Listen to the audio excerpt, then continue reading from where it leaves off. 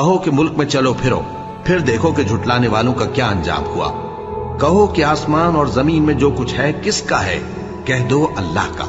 اس نے اپنی ذات پاک پر رحمت کو لازم کر لیا ہے، وہ تم سب کو قیامت کے دن جس میں کچھ بھی شک نہیں ضرور جمع کرے گا۔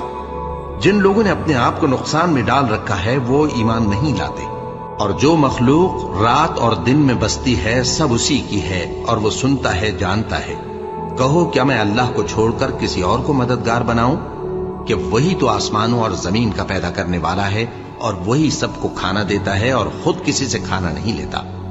یہ بھی کہہ دو کہ مجھے یہ حکم ہوا ہے کہ میں سب سے پہلا فرما بردار بنوں، اور یہ کہ اے پیغمبر تم مشرکوں میں نہ ہونا۔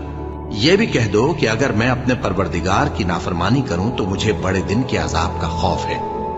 جس شخص سے اس روز عذاب ٹال دیا گیا اس پر اللہ نے بڑی مہربانی فرمائی، اور یہی کھلی کامیابی ہے۔